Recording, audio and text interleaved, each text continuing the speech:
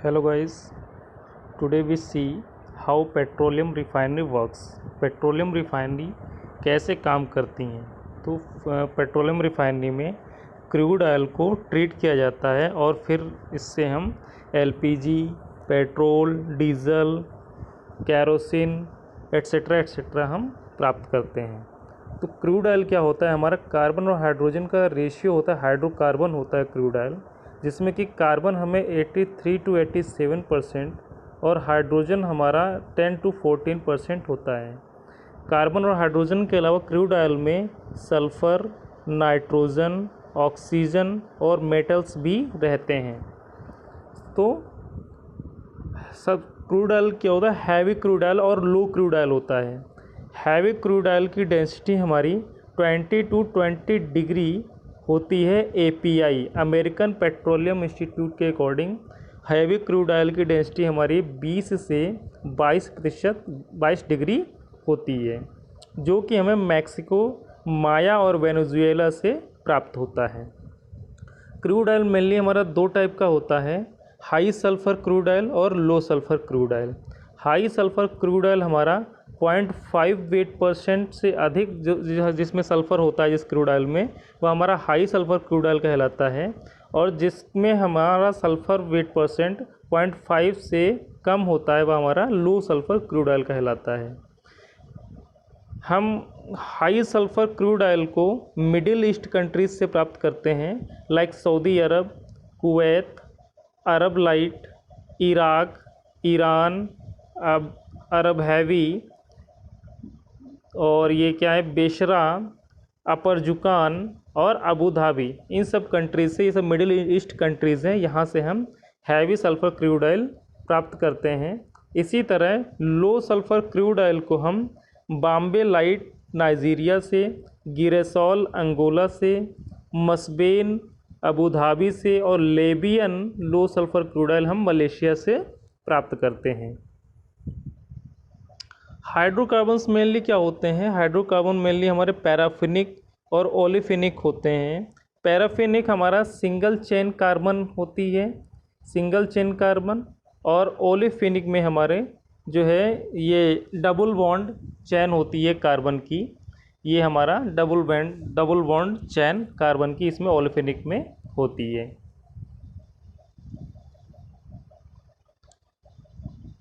इसमें नैप्थेनिक भी आते हैं जो कि साइक्लिक कंपाउंड्स होते हैं। नैप्थेनिक हमारे साइक्लिक कंपाउंड्स होते हैं। और एरोमेटिक्स हमारे, ये भी हमारे साइक्लिक कंपाउंड्स होते हैं, लेकिन ये इजीली ब्रेक नहीं होते हैं, और ये नैप्थेनिक हमारे इजीली ब्रेक हो जाते हैं।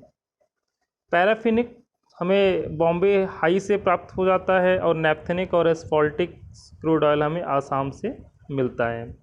इंटरमीडिएट क्रूड ऑयल जो हमारा रहता है, इंटरमीडिएट 10, टोटल एसिडिक नंबर हमारा जो रहता है वो 1 mg/KOH पर H, 1 मिलीग्राम पोटेशियम हाइड्रोक्साइड पर हाइड्रोजन होता है।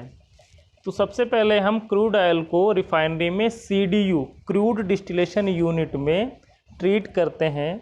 क्रूड डिस्टिलेशन यूनिट हमारी रिफाइनरी की मदर यूनिट भी कहलाती है। क्रूड डिस्टिलेशन यूनिट में क्या होता है, सबसे पहले हम स्टोरेज टैंक से पंप और हीट एक्सचेंजर के थ्रू जो है इसको हम डिसाल्टर में ले आते हैं।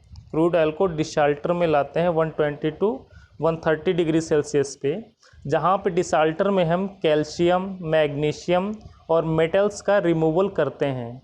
फर्दर इसको हम हीट करके 180 से 220 डिग्री सेल्सियस पे हम इसको प्री फ्रैक्शनेटर कॉलम में ले जाते हैं, जहाँ से प्री फ्रैक्शनेटर कॉलम से हम इसके लाइट प्रोडक्ट्स को अपर से और हैवी प्रोडक्ट्स को हम बॉटम से जो है प्राप्त करते हैं। लाइट प्रोडक्ट्स तो हमारा अपर से निकल जाता है, और बॉटम प्रोडक्ट्स जो हमारा होता है उससे हम फर्दर हीट एक्सचेंजर और फर्नेस के थ्रू 350 से 360 डिग्री सेल्सियस पे हीट करते हैं।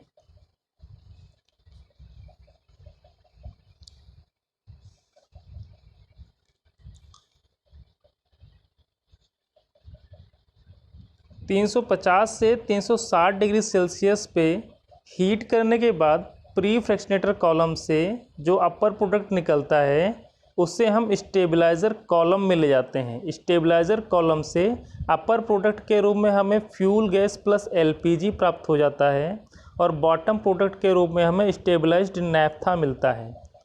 अब जो स्टेबलाइज़र कॉलम से हमें अपर प्रोडक्ट मिलता है फ्यूल गैस प्लस एलपीजी, इससे हम ले जाते हैं डी एथेनाइज़र कॉलम में और यहाँ से हम फ्यूल गैस और एलपीजी को अलग कर लेते हैं।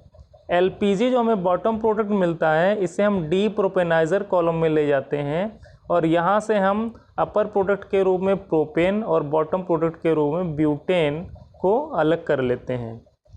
इसी प्रकार प्री फ्रैक्शनेटर का जो बॉटम प्रोडक्ट निकलता है इसे हम मेन फ्रैक्शनेटर कॉलम में ले जाते हैं। मेन फ्रैक्शनेटर कॉलम में ले जाते हैं।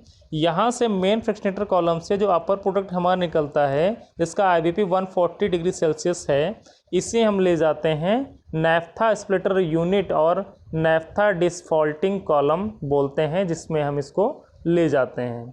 अब ये हमारा जो स्टेबलाइज्ड नैफ्था था स्टेबलाइज़र कॉलम से निकला हुआ और जो मेन फ्रैक्शनेटर कॉलम का अपर प्रोडक्ट था जो है जिसका initial boiling point 140 degree Celsius था, इन दोनों को हम एक नैफ्था स्प्लिटर यूनिट में ले जाते हैं जहां से हम लाइट नैफ्था और हैवी नैफ्था को अलग कर लेते हैं। इसी प्रकार मेन फ्रैक्शनेटर कॉलम से हमारा केरोसिन, LGO यानी कि लाइट गैस ऑयल, HGO यानी कि हैवी गैस ऑयल और बॉटम प्रोडक्ट के रूप में हमें RCO रेसिड्यू या रेड्यूस्ड क्रूड ऑयल हमको प्राप्त हो जाता है। अब देखते हैं लाइट डिस्टिलेट हमारे क्या हैं। लाइट डिस्टिलेट हमारा फ्यूल गैस C1 C2 है, LPG C3 C4 और नैफ्था C5 140 डिग्री सेल्सियस, जिसे हम लाइट नैफ्था और हैवी नैफ्था के रूप में सेपरेट कर लेते हैं। ये हमारे लाइट डिस्टिलेट के रूप में जाने जाते हैं। इसी प्रकार मिडिल डिस्टिलेट हमारे क्या हैं। मिडिल डिस्टिलेट में हमारा LGO लाइट गैस ऑयल जो कि 240 से 270 डिग्री सेल्सियस पे प्राप्त होता है और HGO जो कि हमारा 340 से 365 डिग्री सेल्सियस पे प्राप्त होता है और RCO रेड्यूस्ड क्रूड ऑयल जो कि हमें 365 डिग्री सेल्सियस पे प्राप्त होता है। ये हमारे मिडिल डिस्टिलेट कहलाते हैं। केरोसिन हमें 140 से 270 डिग्री सेल्सियस पे मिल जाता है और ATF एविएशन टरबाइन फ्यूल जो कि हमें जेट में यूज़ करते हैं, ये हमें 140 से 240 डिग्री सेल्सियस पे प्राप्त हो जाता है।